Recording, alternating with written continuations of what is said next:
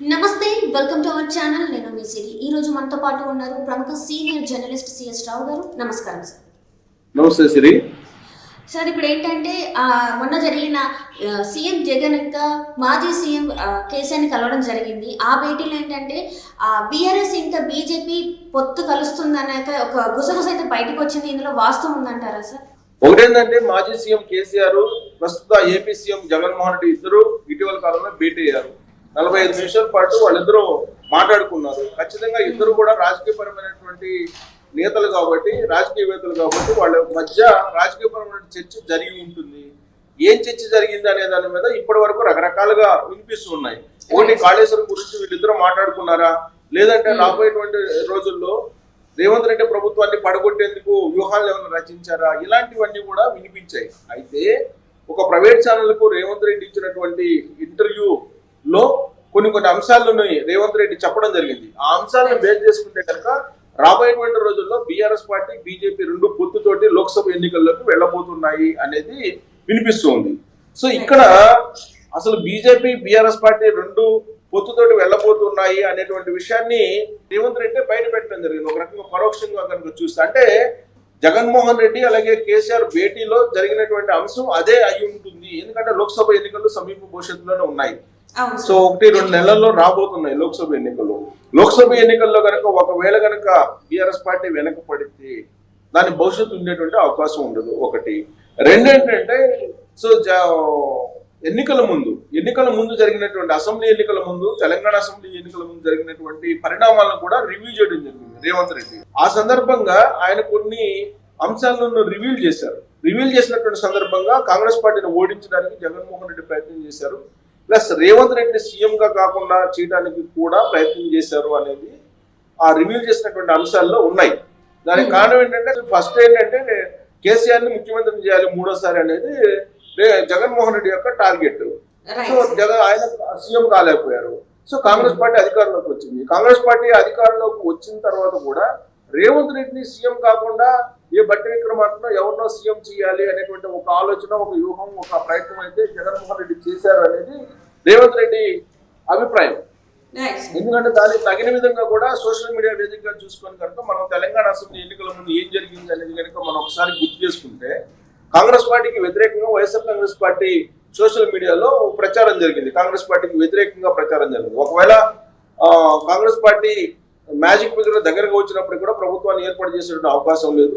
కేసీఆర్ ఎట్టి పరిస్థితుల్లో అధికారంలోకి వచ్చేటువంటి అవకాశం ఉందనేది ఒకటి. సహజ మిత్రుగా ఉన్నటువంటి ఎంఐఎంతో కలిసి ప్రభుత్వాన్ని మూడోసారి ఏర్పాటు చేస్తారు బీఆర్ఎస్ పార్టీ అనేది కూడా ఒకటి ప్రచారం చేశారు. దాంతోపాటు జగన్మోహన్ రెడ్డికి సంబంధించినటువంటి ప్రధానమైనటువంటి అనుచరులుగా ఉన్నటువంటి చెవిరెడ్డి భాస్కర్ రెడ్డి కానీ, పెద్దిరెడ్డి రామచంద్ర రెడ్డి కానీ ఢిల్లీ నుంచి హైదరాబాద్ వరకు కూడా ఏమేం జరుగుతుందనే అంశాల మీద హైదరాబాద్ లో కూర్చొని సమీక్ష చేయడం జరిగింది. సమీక్ష చేసి ఆర్థికపరమైన సహాయం కానీ, సర్వేల పరమైన సహాయం కానీ బీఆర్ఎస్ పార్టీకి చేశారు వాళ్ళిద్దరు. పైగా హైదరాబాద్ లో కానీ, తెలంగాణ వ్యాప్తంగా కానీ స్థిరపడినటువంటి ఏపీ పౌరులు ఎవరైతే ఉన్నారో వాళ్ళని బీఆర్ఎస్ పార్టీ వైపు అనుకూలంగా మలచడానికి వాళ్ళు ప్రయత్నం చేశారు. సో అన్ని రకాలుగా సర్వశక్తులు కూడా బీఆర్ఎస్ పార్టీని గెలిపించడానికి జగన్మోహన్ రెడ్డి ప్రయత్నం చేశారు. అట్ ద సేమ్ టైం ఏంటంటే, ఎన్నికలు ముగిసిన తర్వాత పోలింగ్ కి అలాగే కౌంటింగ్ కి మధ్యలో కొంత గ్యాప్ ఉంది. సో నవంబర్ 30వ తారీఖున ఎన్నికలు జరిగాయి, పోలింగ్ జరిగింది. డిసెంబర్ 3వ తారీఖున రిజల్ట్ వచ్చాయి.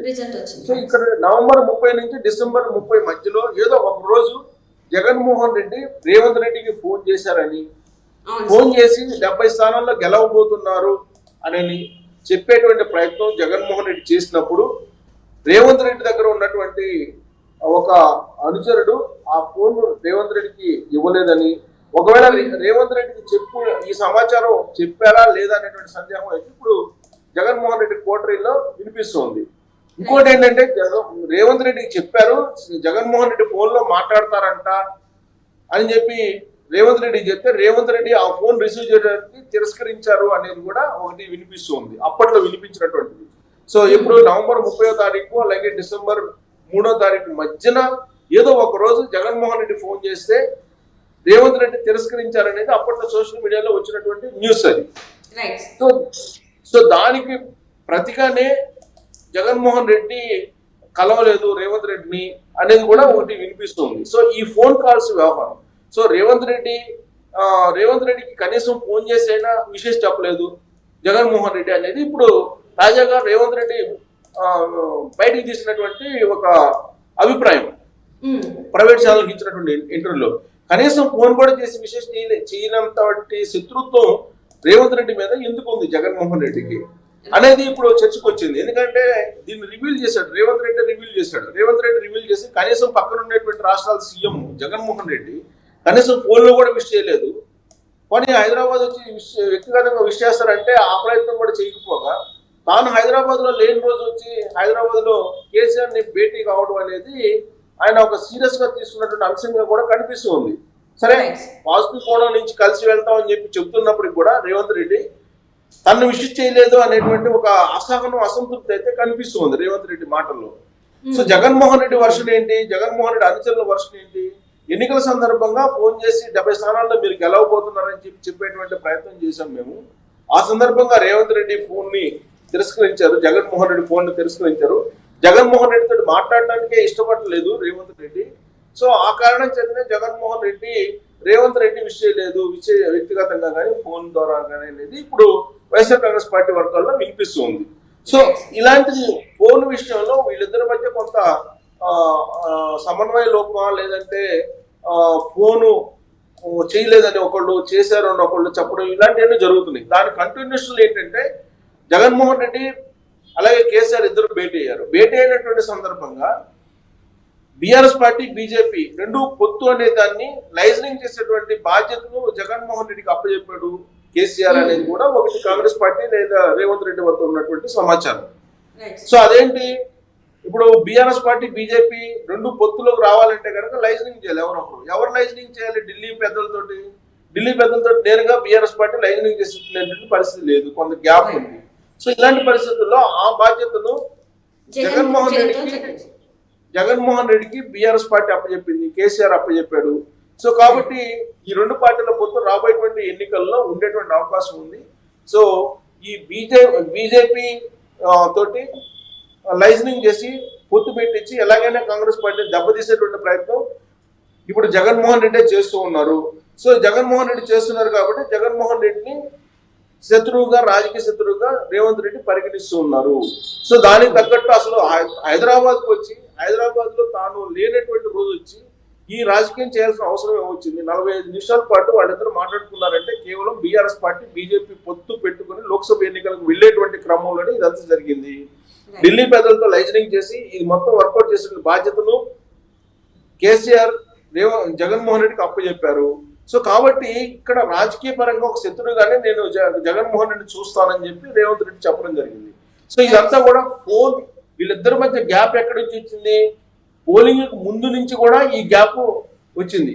సో పోలింగ్ ముందు రోజు అంటే పోలింగ్ అయిపోయిన తర్వాత జగన్మోహన్ రెడ్డి ఫోన్ చేస్తే రేవంత్ రెడ్డి లిఫ్ట్ చేయలేదు లేదా తిరస్కరించాడు అనేది ఒక న్యూస్ వచ్చింది బయటకు, అప్పట్లో తిరస్కరించాడని.